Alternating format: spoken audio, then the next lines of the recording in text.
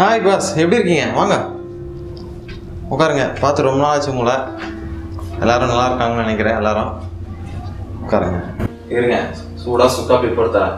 உங்களுக்கு இருக்கிற அந்த டயர்ட்னஸ் எல்லாமே சரியாக போயிடும். என்ன பாஸ் யோசிச்சுட்டு இருக்கீங்க? சுக்கா காப்பி தான் பாஸ் போட்டு தரானே. வழக்கமாக நம்ம டீ காஃபி இதுதான் குடிப்பீங்களான்னு கேட்போம். ஆனால் ஏன் இவன் சுக்கா காப்பி போட்டு தரான்னு கேட்குறீங்களா? இப்போ நம்ம பேச போகிற டாபிக் அதுதான் பாஸ், பால்.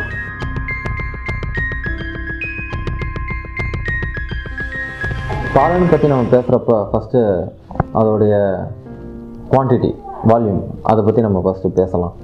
ஸோ நம்ம நாட்டில் பார்த்திங்கன்னா 99% ஹைப்ரிட் வெரைட்டி மாட்டு தான். ஸோ நம்ம நாட்டு பசு வந்து இப்போ பசுவில் பார்த்திங்கன்னா 2 விதமான பசுக்கள் இருக்குது. ஒன்று நாட்டு பசு, இன்னொன்று ஹைப்ரிட் வகையானது. நம்ம நாட்டில் நம்ம முக்கால்வாசி பார்த்திங்கன்னா ஹைப்ரிட் வகை தான் இப்போ நம்ம யூஸ் பண்ணிகிட்ருக்கோம். ஸோ நம்ம பால் குவான்டிட்டி அதை பற்றி இதையும் நம்ம ஒப்பிடுகிறப்ப நாட்டு பசு பார்த்திங்கன்னா ஒரு நாளைக்கு 2லேருந்து 5 லிட்டர் வரைக்கும் பால் நம்ம வந்து எடுக்க முடியும். இந்த ஹைப்ரிட் வகையில் பார்த்திங்கன்னா ஒரு 20லேருந்து 40 லிட்டர் பால் வரைக்கும் எடுக்க முடியும். ஸோ அது எப்படி அது சாத்தியமாகுது? ஸோ அதோட பின்னணியை பற்றி நம்ம சும்மா ஜஸ்ட் யதார்த்தமாக சிந்திக்கிறப்ப இப்போ நம்ம சராசரி மனிதனை ஒப்பிடிச்சு பாருங்கள். ஸோ சராசரி மனுஷனால் ஒரு அம்மாவால் ஒரு எவ்வளோ லிட்டர்ஸ், ஒரு 5லேருந்து 6 லிட்டர் பிளட் இருக்கும். ஸோ அந்த பிளட்டில் ஒரு பகுதி சரி ஒரு 1 லிட்டர் பால் வந்து குழந்தைக்காக தராங்க. ஸோ அதே வந்து இப்போ மாடுக்கு பார்த்திங்கன்னா ஒரு 20லேருந்து 40 லிட்டர் பிளட் இருக்குதுன்னு வச்சுக்கோங்க, ரத்தம் இருக்குது. ஸோ அதில் ஒரு பங்கு டிவைட் பை 6 அது போட்டிங்கன்னா சும்மா ஒரு 3லேருந்து ஒரு 5 லிட்டர் பால் வரைக்கும் தர முடியும்.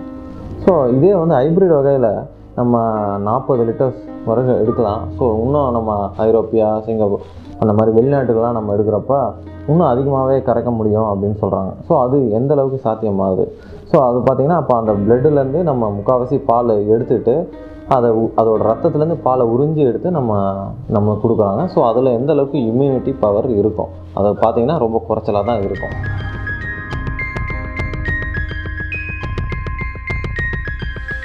ஸோ நம்ம இப்போ பால் உடைய குவான்டிட்டி பற்றி நம்ம பேசணும்.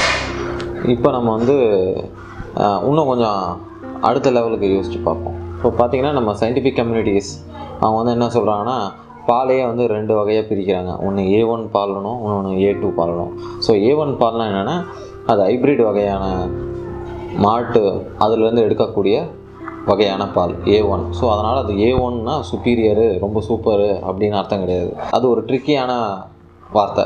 அது வந்து வியாபார சந்தைக்காக அவங்க யூஸ் பண்ணுற ஒரு வியாபார யுக்தி தான் A1. ஸோ அதே இது A2 வகையான பாலில் பார்த்திங்கன்னா அது A2னால் அது ரொம்ப குறைஞ்சது, வசதி இல்லை அப்படின்னு நம்ம யோசிக்கக்கூடாது. இந்த A1 வகை பாலில் பார்த்திங்கன்னா 40 லிட்டர் வரைக்கும் கறக்கலாம். ஸோ அப்போ அந்த 40 லிட்டர்ஸ் கறக்கிறதுக்கு என்னென்ன சேஞ்சஸ் பண்ணுறான், என்னென்ன இன்ஜெக்ஷன் போடுறான், என்ன தீனி போடுறான், ஸோ அதெல்லாமே பார்த்திங்கன்னா என்னென்னமோ கெமிக்கல்ஸ் கலந்து அதுக்கப்புறமா தான் இவ்வளோ வருது. ஸோ இப்போது முன்னாடி காலத்தில் பார்த்திங்கன்னா நம்ம பாலில் தண்ணி கலந்ததுக்கே நம்ம ஏன்னு சட்டை பிடிச்சி கேட்ட காலம். ஆனால் இப்போ வந்து பார்த்திங்கன்னா இவ்வளோ கலந்தும் நம்ம அதெல்லாம் எதுவுமே கேட்காம நம்ம பாட்டு வாங்கி குடிச்சிட்ருக்கோம். ஸோ நம்ம இப்போ சிந்திக்கக்கூடிய தருணம் வந்துருச்சுன்னு நினைக்கிறேன். நீங்கள் சிந்திங்க.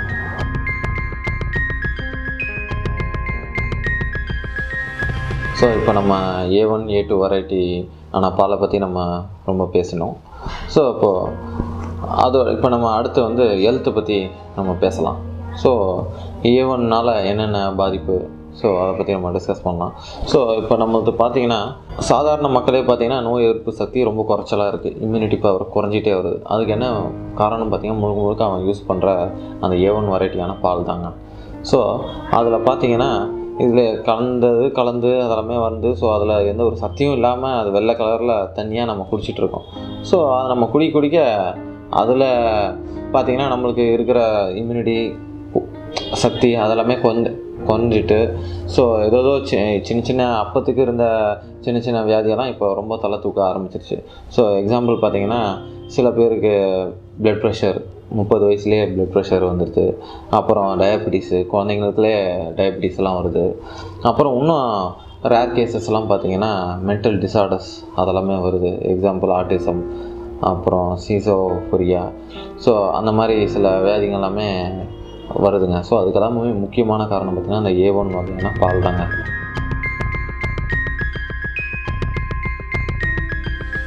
ஸோ நம்ம காலத்தில் பார்த்திங்கன்னா எல்லோரும் வீட்டுக்கு பசுமாடு இருந்துச்சு. ஸோ அதுலேருந்து கறந்த பாலை வந்து வீட்டு உபயோகத்துக்கு எல்லாத்துக்குமே யூஸ் பண்ணிகிட்டு இருந்தாங்க. எக்ஸாம்பிள் பார்த்திங்கன்னா பால்லேருந்து வரக்கூடிய தயிர், வெண்ணெய், நெய், மோர் அதெல்லாமே வந்து நாட்டு பசுப்பால்லேருந்து எடுத்தாங்க. ஸோ அதில் அவ்வளோ சத்து இருந்துச்சு, போஷாக்கு இருந்துச்சு. ஸோ அதெல்லாமே யூஸ் பண்ணதுனால அவங்க எல்லாருமே நல்லா ஆரோக்கியமாக தான் இருந்தாங்க. அதை நம்ம கண்கூடாவே பார்த்துட்டோம்.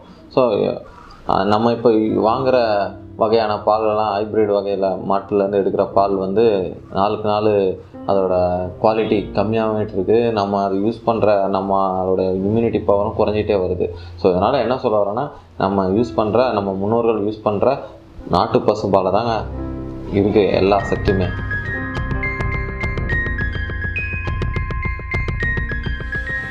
இது வரைக்கும் நம்ம பேசுறது பார்த்திங்கன்னா நாட்டு பசும்பால் தான் சிறந்ததுன்னு நம்ம பேசணும்.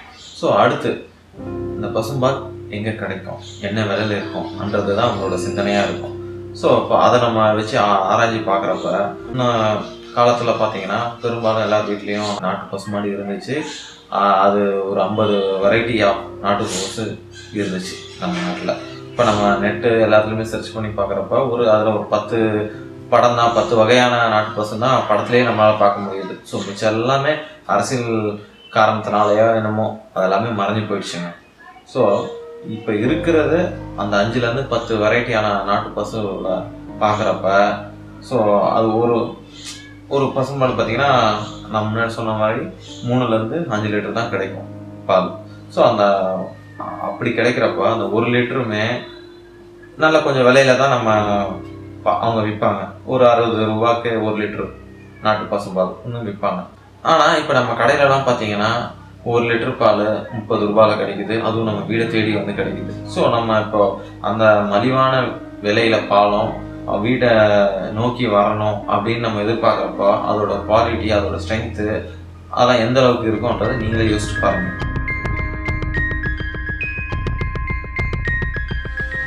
இது வரைக்கும் நம்ம பார்த்தீங்கன்னா ஹைப்ரிட் வகையான பால், பாக்கெட் பால், ஸோ அதை பற்றியான ஒரு விழிப்புணர்வு வந்திருக்கும்.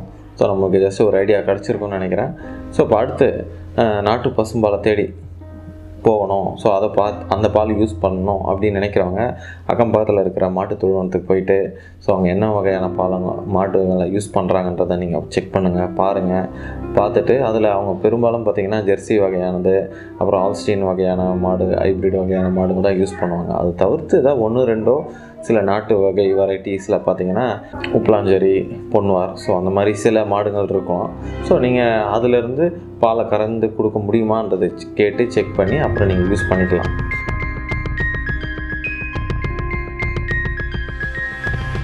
இதில் போயிட்டு எது நாட்டு பசு, எது ஹைப்ரிட் பசு அப்படின்னு நீங்கள் வேறுபடுத்தி பார்க்கணுன்னா நீங்கள் பார்த்தீங்கன்னா ஒரு 3 இடம் தாங்க நீங்கள் பார்க்கக்கூடிய இடம்.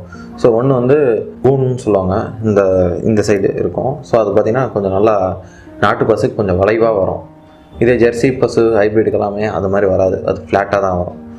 அதே மாதிரி முன்பகுதி பார்த்திங்கன்னா அந்த தொண்டை பகுதி, ஸோ இது வந்து கொஞ்சம் நல்லா பெருசாக தொலன்னு இருக்கும் நாட்டு பசுக்கு. ஆனால் இது ஜெர்சிக்கு வந்து அந்த மாதிரி இருக்காது. இது வந்து 2வது வேறுபாடு. 3வது வேறுபாடு பார்த்திங்கன்னா அந்த நாட்டு பசுக்கு வந்து அதனோட பின்பகுதி நல்லா கொஞ்சம் வளைவாக இருக்கும். ஆனால் ஜெர்சி வகையான ஹைப்ரிட் பசுக்கு பார்த்திங்கன்னா அதனோட பின்பகுதி ஃப்ளாட்டாக முடிஞ்சிடும்.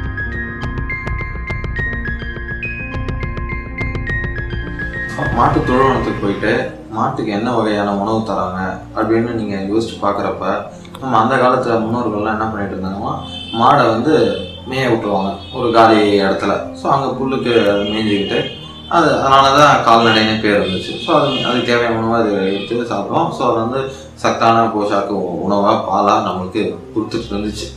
ஆனால் இப்போத்துக்கு பார்த்தீங்கன்னா தவிடு புண்ணாக்கு அப்புறம் கண்ட தண்ணியை குடிக்குது. ஸோ அதுலேருந்து வர பால் எந்த அளவுக்கு சத்து உள்ளதாக இருக்கும்ன்றதை நீங்களே யோசிச்சு பாருங்க.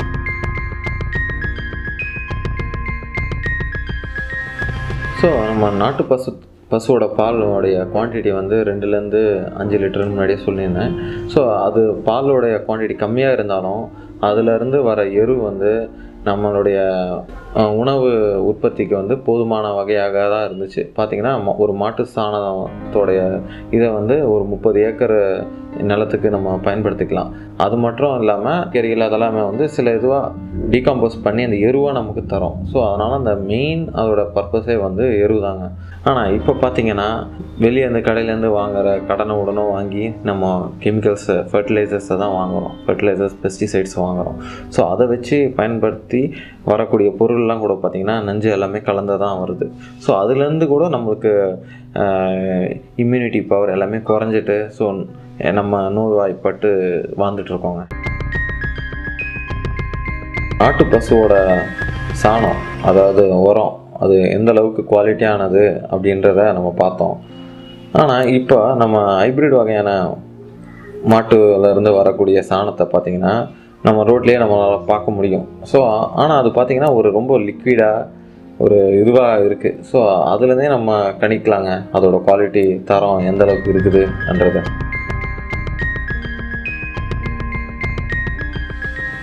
நாட்டு பசுலேருந்து வரக்கூடிய சாணத்தில் பார்த்திங்கன்னா அதை முன்னாடியே சொன்ன மாதிரி அதோட சாணம் வந்து அவ்வளோ உயர்தரமானதுன்னு சொன்னேன். ஆனால் அதில் ஒரு சின்ன விஷயம் நம்ம உறுத்து பார்க்கக்கூடிய விஷயம் என்னென்னா, இந்த நாட்டு பசுலேருந்து வர சாணத்தில் கோடிக்கணக்கான மைக்ரோப்ஸ் இருக்கவங்க செடிங்களுக்கு தேவையான போஷாக்கா நியூட்ரிஷன்ஸ் அந்த மாதிரி ஏதாவது சப்ளை பண்ணுறதுக்கு ஒரு மீடியமாக பயன்படுத்துதுங்க.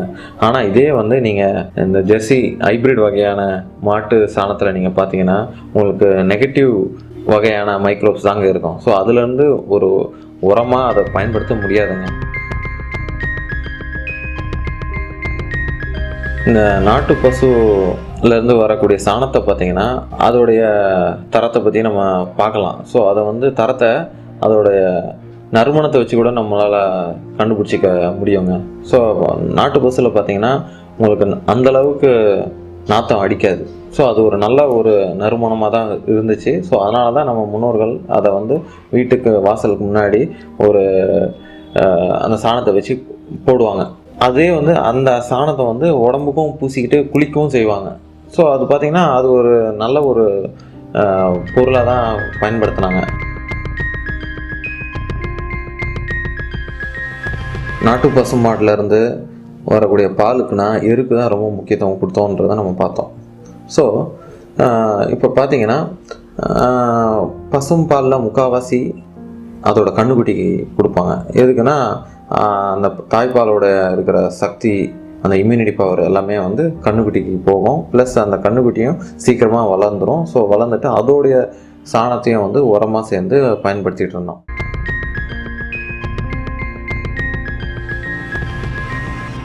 ஸோ பிரிட்டிஷர்ஸ் ஆண்டு போனதுலேருந்து நம்ம வந்து டீ காஃபிக்கே அடிமையாகி போயிட்டோங்க. ஸோ அதுலேருந்து பார்த்திங்கன்னா நமக்கு பால் உற்பத்தி தேவை வந்து அதிகமாக போயிடுச்சு. ஸோ அதுலேருந்து என்ன ஆச்சு பார்த்திங்கன்னா நம்ம நாட்டு பசுவை புறக்கணிக்க ஆரம்பிச்சிட்டோம். ஸோ நாட்டு பசு புறக்கணிக்க ஆரம்பித்ததுலேருந்து விவசாயத்தையும் புறக்கணிக்க ஆரம்பிச்சிட்டோம். ஸோ நமக்கு இப்போ பால் தான் முக்கியன்ற மாதிரி பட்டுருச்சு. ஸோ அதுலேருந்து ஒயிட் ரெவல்யூஷன்ட்டு ஒன்று இதை க்ரியேட் பண்ணாங்க. ஸோ அதில் என்னென்னா இந்த ஹைப்ரிட் வகையான பால்லாம் கொண்டு வந்து ஸோ அதுலேருந்து எப்படி பாலில் கறந்து கோஆப்ரேஷன் மாதிரி ஒரு அமைப்புக்கு அனுப்பி அங்கேருந்து அதை ஃபேக்ட்ரிக்கு அனுப்பிச்சு அதுக்கப்புறம் நம்ம மக்களுக்கு பால் விநியோகம் செய்கிற மாதிரி ஒரு செட்டப் பண்ணாங்க.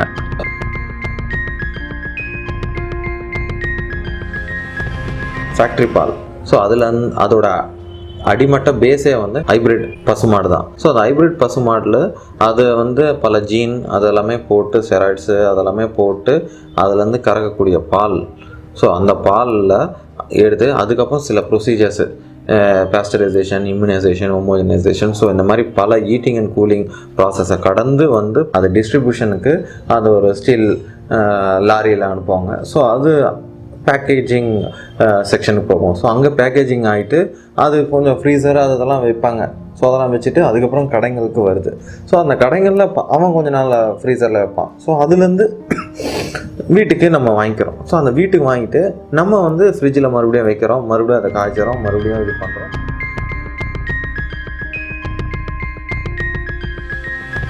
ஸோ இப்போ நம்ம ஃபேக்ட்ரிலேருந்து வரக்கூடிய பால் எப்படி என்னென்ன ப்ராசஸ் அதெல்லாமே கடந்து வந்து அதை நம்ம பயன்படுத்துகிறோன்றதை பார்த்தோம்.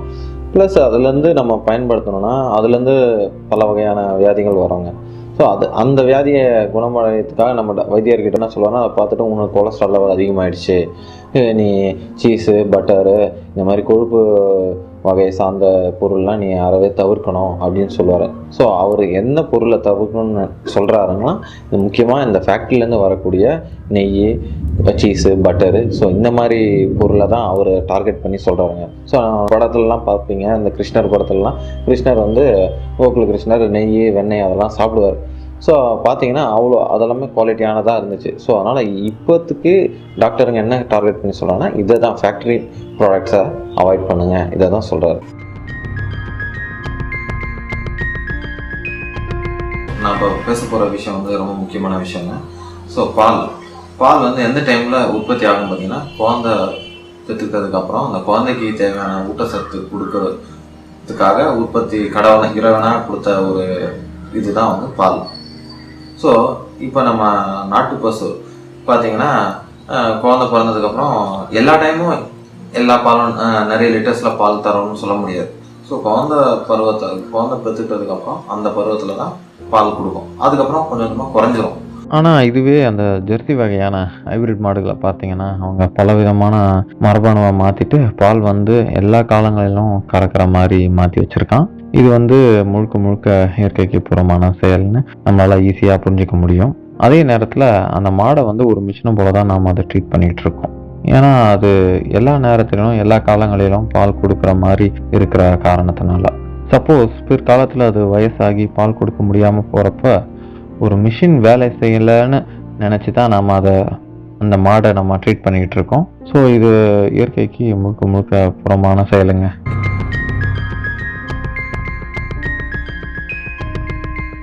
ஆரோக்கியம் இப்போ பேசிகிட்டு இருக்கோம். ஸோ ஆரோக்கியத்தை தேடி நம்ம சில பேருக்கு வந்து ஜிம்முக்கெல்லாம் போகிறாங்க. ஸோ அங்கே போனால் அங்கே வந்து சில டப்பாங்களை கொடுத்துட்டு அதில் கேசின் ஃபுட்டு, அப்புறம் வே ப்ரோட்டீன், ஸோ அதெல்லாமே கலந்த ஒரு ஃபுட்டாக சாப்பிடுங்க, உடம்பு நல்லா ஆரோக்கியமாக இருக்கும் அப்படின்னு சொல்லி தராங்க.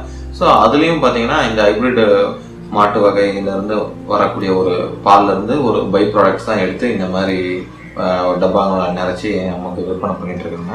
ஸோ நம்ம அதை வாங்கி சாப்பிட்டா எந்த அளவுக்கு நமக்கு ஆரோக்கியம் கிடைக்கும் நீங்களே யோசிச்சு பாருங்க. ஸோ இப்போ நம்ம ஹைப்ரிட் வகையிலேருந்து வரக்கூடிய எல்லா தீமைகளை பற்றி நம்ம இப்போ பேசணும். இப்போ நீங்கள் 1 லிட்டர் பணத்தை கொடுத்து நல்ல பால் வாங்குறது பெட்டரா, இல்லை கெட்ட பால் ஹைப்ரிட் பாலை வாங்கி குடிக்கிறது நல்லதான்றதை கொஞ்சம் சிந்திச்சு பாருங்கள். நாட்டு பசும்பால் ரொம்ப சிறந்தது, ரொம்ப நல்லது, ஆரோக்கியம் உள்ளது. ஸோ இதெல்லாமே பார்த்தோம். ஸோ அதோடைய அது விலையும் கூட.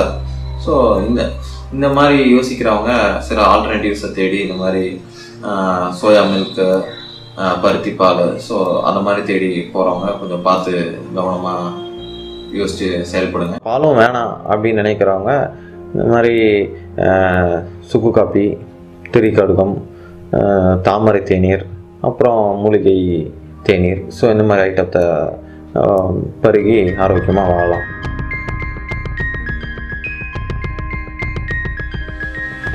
ஸோ இப்போ மொத்தமாக பேசுனதெல்லாம் வச்சு பார்க்குறப்ப நிறைய பால் உற்பத்தி பண்ணணும் அப்படின்னு நினச்சோம். அது வந்து ஒரு பெரிய நோய் தான் நமக்கு உண்டு பண்ணிச்சு. அதே மாதிரி குறுகிய காலத்தில் நிறைய சம்பாதிக்கணும் அப்படின்னு நினைக்கிறோம். அது வந்து நமக்கு அது ஸ்லோ பாய்சனாக தான் அமையுது. ஸோ இது வந்து கொஞ்சம் தேன் நம்ம இதில் கலக்கிறோன்னா அதோட இயற்கையோட மெடிசனல் ப்ராப்பர்ட்டிஸ் எல்லாம் இருக்குது. ஸோ அதை நம்ம தினமும் சாப்பிட்றதுனால நமக்கும் நன்மைகள் கிடைக்கும்.